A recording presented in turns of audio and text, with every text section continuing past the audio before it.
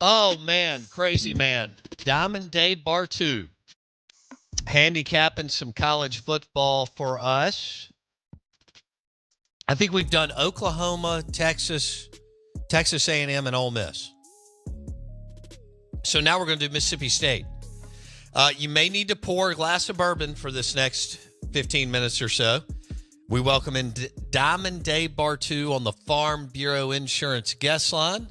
This is ESPN 105.9 The Zone, brought to you by the super cool sports book at the Golden Moon Casino Sportsbook and Lounge, Pearl River Resort. All right, Diamond Dave, you ready? Dude, I am totally ready, man. I just coming in off the river from fly fishing this morning down here in Southern Oregon, and it's just another beautiful day of chilling out in August before things really rev up in September.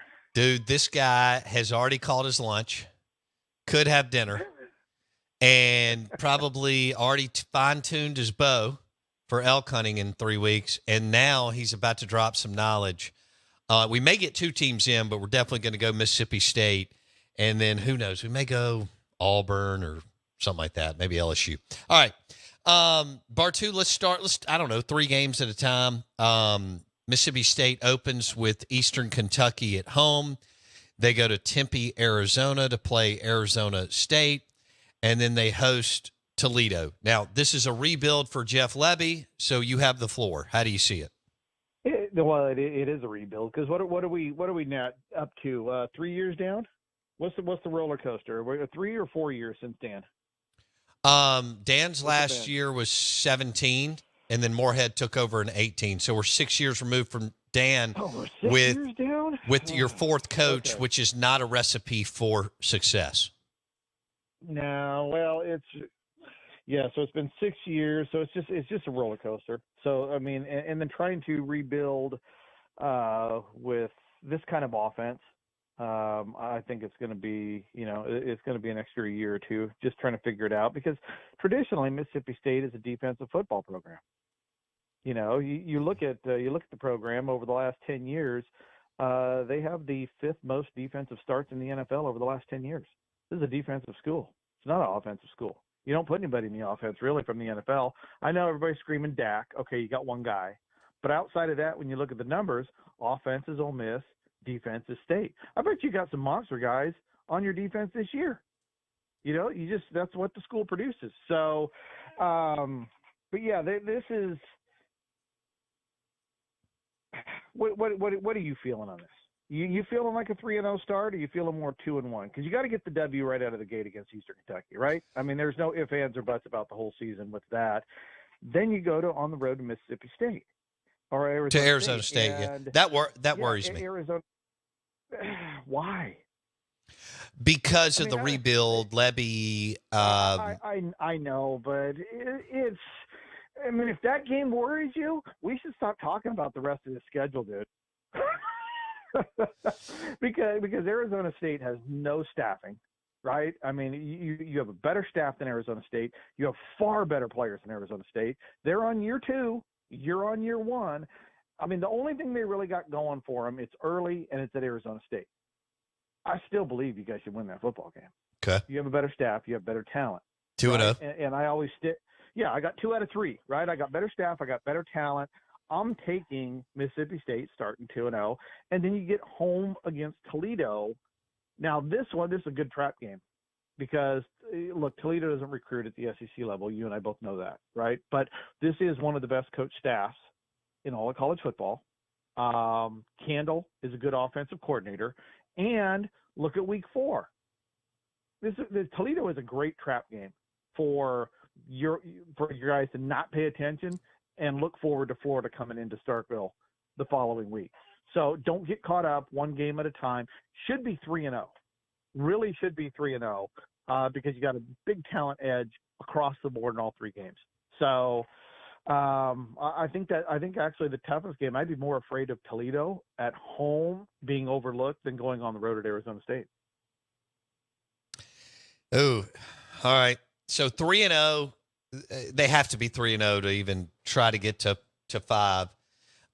Florida at home. So I know Florida has more talent, but we don't really know what they are either.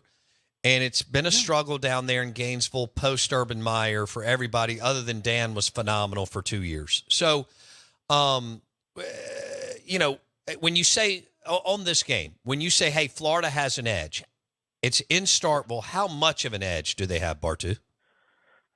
Talent-wise, not a huge one. Coaching-wise, I think it depends on who's calling plays because, you know, Armstrong has been a DC for 3 years now at Southern Miss and at Florida. In 2 of the 3 years, he has a bottom 10 defense of 133 teams in college football.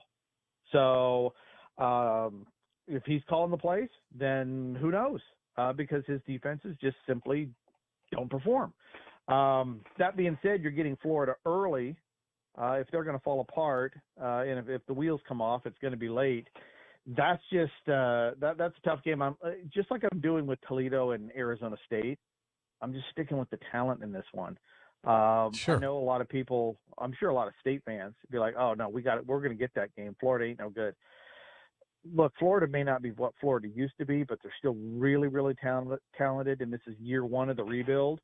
You know, for all games, not just this game, you know, what I see is I think you are going to get massive scoring on both sides of the football.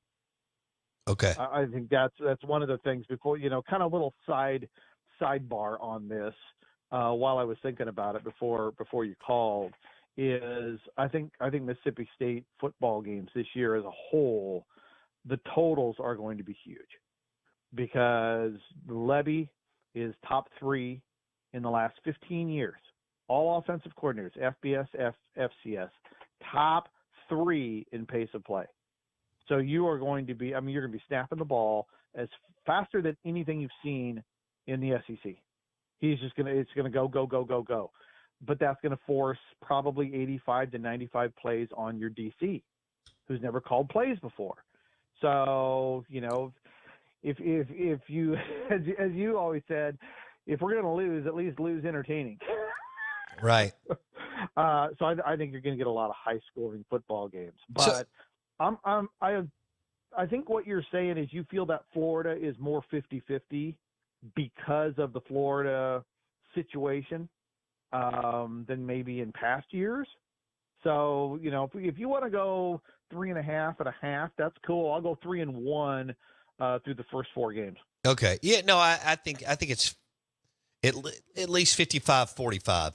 55% chance they win. You know, maybe a little bit, maybe closer to 60. It may be 60-40, but I don't know. Something crazy could happen. Maybe they have a chance to win late. All right, the next game, that's a loss. They have to go to Austin, Texas to play Texas, Bartoo. Dude, the next 3 is horrible, dude. The next 3 physically and mentally is just, are you kidding me? At Texas, at Georgia, A&M, right? So you got top 10 recruiter, number 1 recruiter, top 15 recruiter, right? And you know, this is, even if you don't win all of those games, even if you just get 1 out of 2 would be phenomenal. I don't think you're going to win any of them. But now you have the physicality part of it. Your guys are going to be just beat to hell. I mean, just that is just so much big boy football in a row.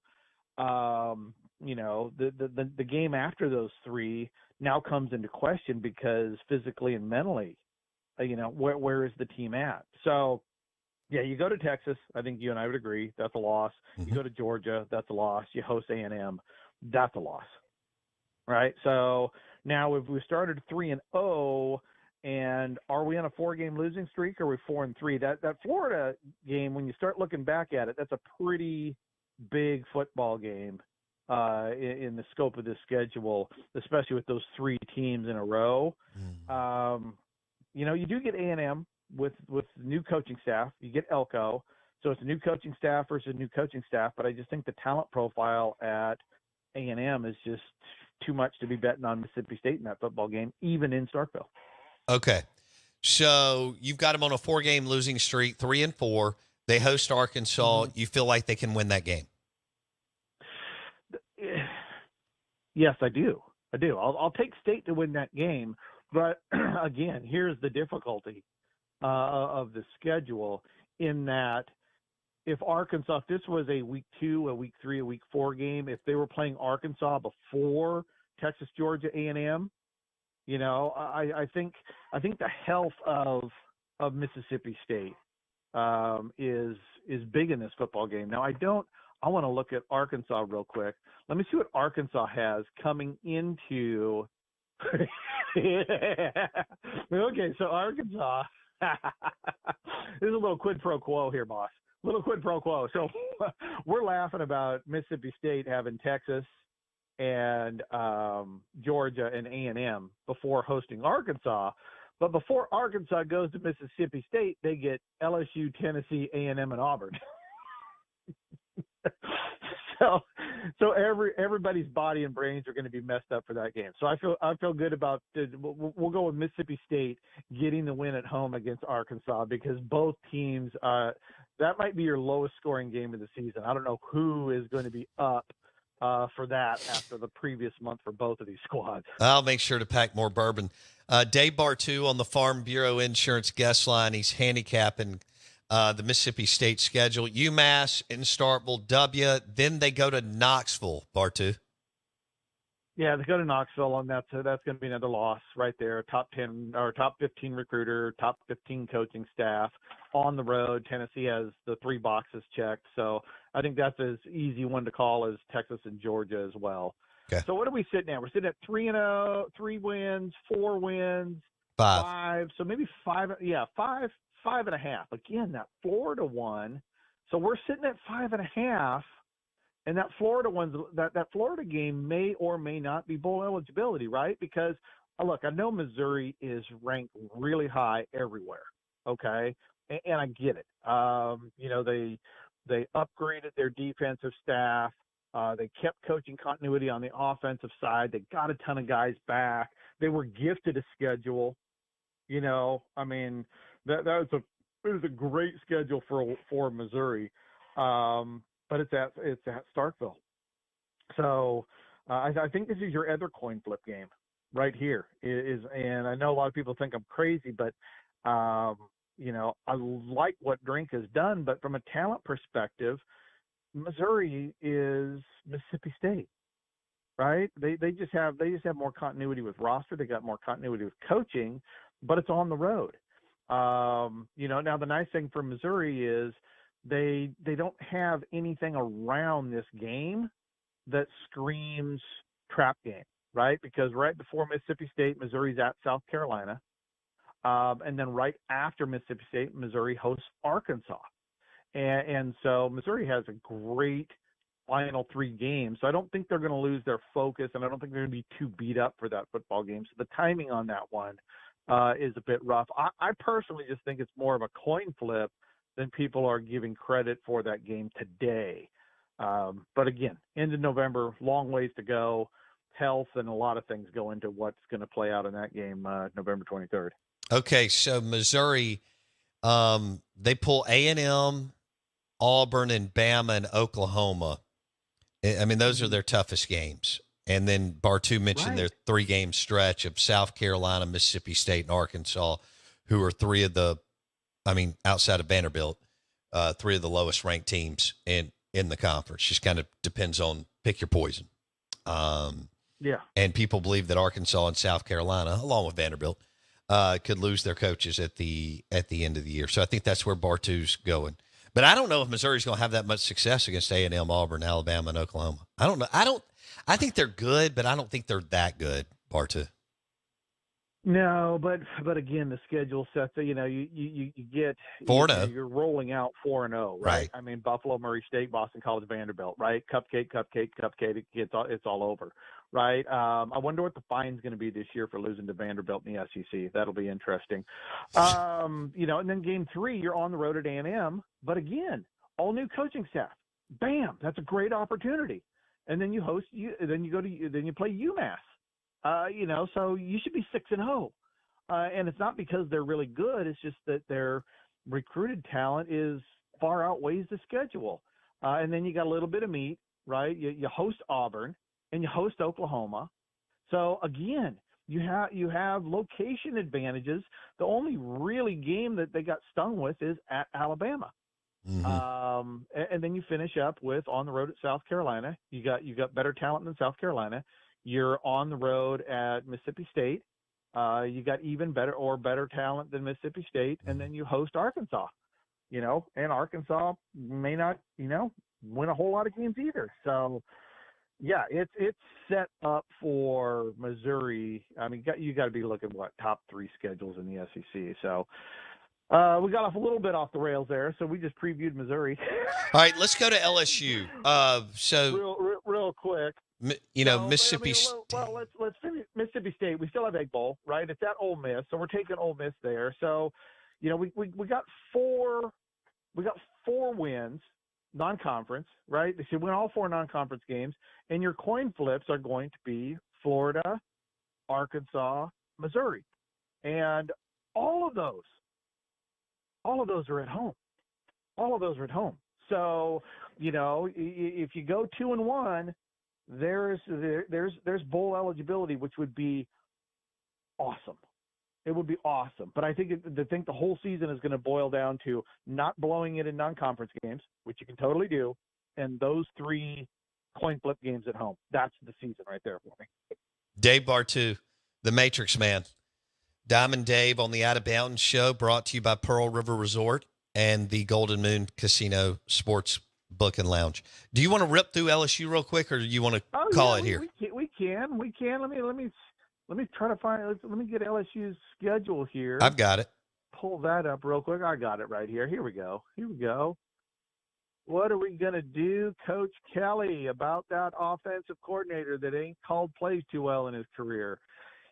So LSU is just kind of a quandary to me, just because you had all the defensive turnover. Now, their defensive staff, by our grading system, they upgraded the defensive staff by just over 24% in terms of career grades. That's the second biggest jump in all of FBS football. Pretty strong. So they really flipped the defensive side. But offensively, they went X-Man up, which we'll see if Sloan can do it. You and I both know LSU is uber talented.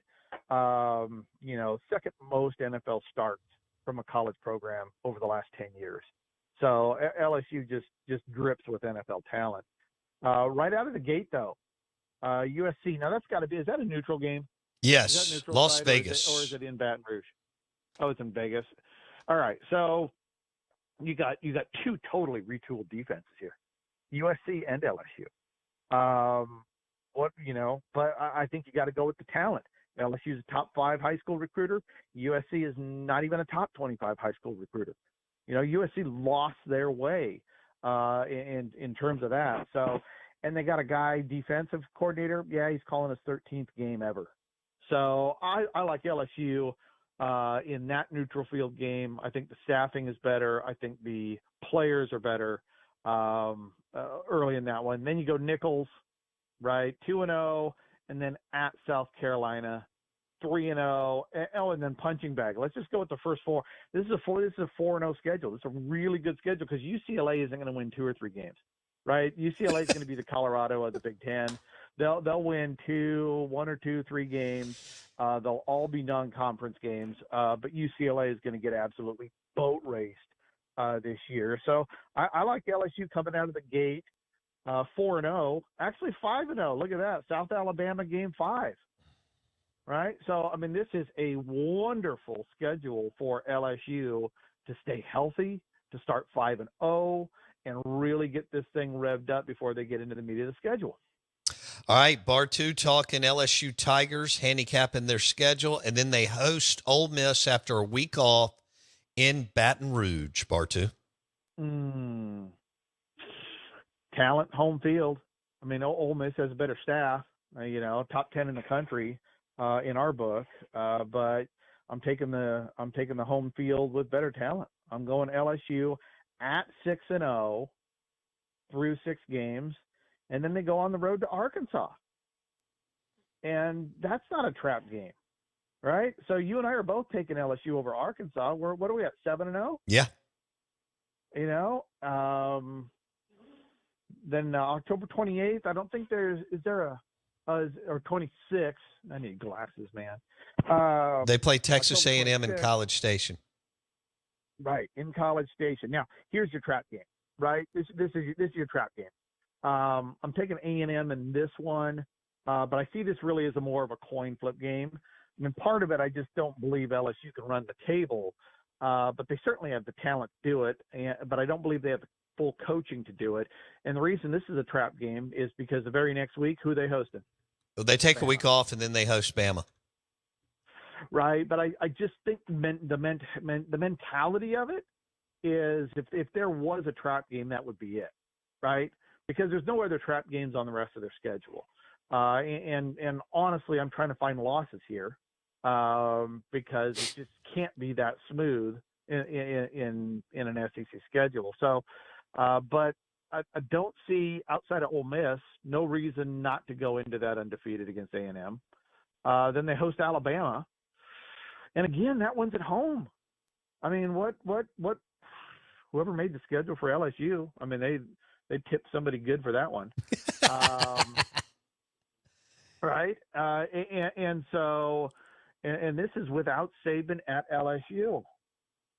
God, I mean, I hate to say it, but you know, the numbers say LSU should win that football game as well. And the same thing next week.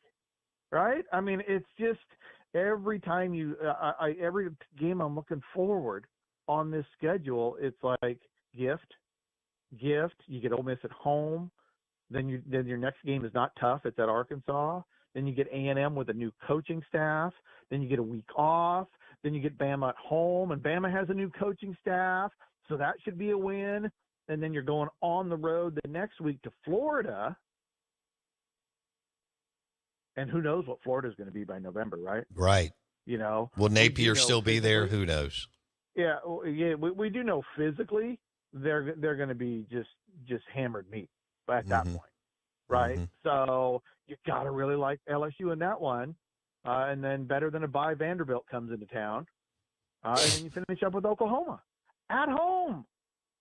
Gosh, man, I hadn't looked at LSU's schedule in depth until just now, and it's like, son of a man, it's just lined up. It's absolutely lined up. Should be a 10-2 playoff team. Really is what it should be. And if it's not, then this is a window of opportunity missed. You don't get scheduled. And when y'all go into 9 games, 26? Yeah. Yeah. You know, the Missouri, Ole Miss, LSU, they've been gifted schedules. Yeah. Right? You start going through these things, and some teams have good ones, some teams have bad ones. And for a top 5, top 10 recruiter like LSU to be gifted this kind of schedule, to go 9-3 and finish in the top 25 and miss a 12-team playoff, that's tough. That's tough. And so we'll see if they can handle it. But man, this schedule just sets them up for going 10-2. And I know we've talked about it. You want to be 10-2. If you're going to be 10-2, you do not want the SEC title game. Right. You do not want the SEC title game. You want 10-2 and no risk. If you're 10-2 going to the title game as the underdog, you got to win. The 10-3 teams are outside the top 12 more than 10-2 teams. You don't want that 13th game, folks. That is Diamond Dave Bartoo on Hail State and LSU handicapping 2 more teams. The guy has already been fly fishing and tuned his bow today. And then he just dropped some college football knowledge on us. Bartoo, thanks, buddy. See you, dude. See you, brother. Brought to you by Wilderness Trail Bourbon, the weeded and the rye. And the rye scored 97 points. And it's amazing with a steak or a cigar from Spring Street Cigars in Starkville.